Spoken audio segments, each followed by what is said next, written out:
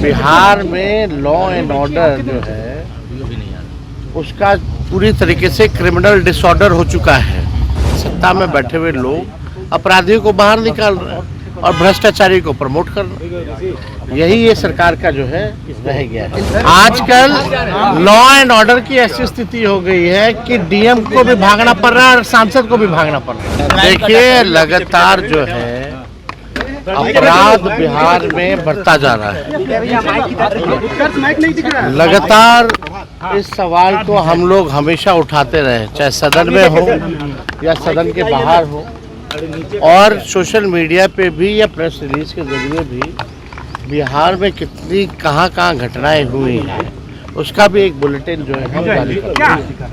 तो आप समझ सकते हैं कि बिहार में लॉ एंड ऑर्डर जो है उसका पूरी तरीके से क्रिमिनल डिसऑर्डर हो चुका है। मुख्यमंत्री अचेत अवस्था में है। अब तो लोगों को पकड़ के बताना पड़ता है, आरती कराना पड़ता है। तो आप समझ रहे हैं कि सरकार कैसे चल रही है।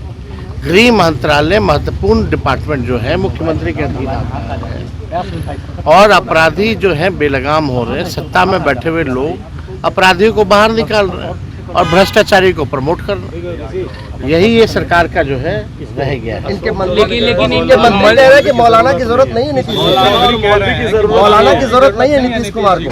कौन अब हमको इस पे उन पे क्या टिप्पणी करना है। हम तो इस पे कोई टिप्पणी नहीं करना चाहते हैं। हम तो पहले बोले थे कि भाई जो कानून जो भी है वो असंवैधानिक है। हम लोगों ने तो इसका विरोध किया है। हम तो इसका विरोध कर रहे हैं।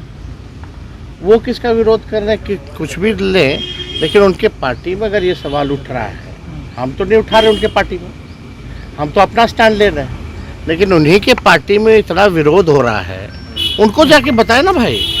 आजकल लॉ एंड ऑर्डर की ऐसी स्थिति हो गई है कि डीएम को भी भागना पड़ रहा है और सांसद को भी भागना पड़ रहा है। आपने देखा होगा ना क्या स्थिति बनी हुई है।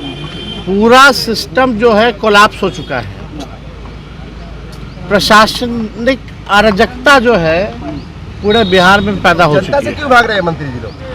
अब आप मुझे देख लीजिए, जनता की बात नहीं सुनेंगे, काम नहीं करेंगे, जनता के साथ अन्याय करेंगे तो यही होना।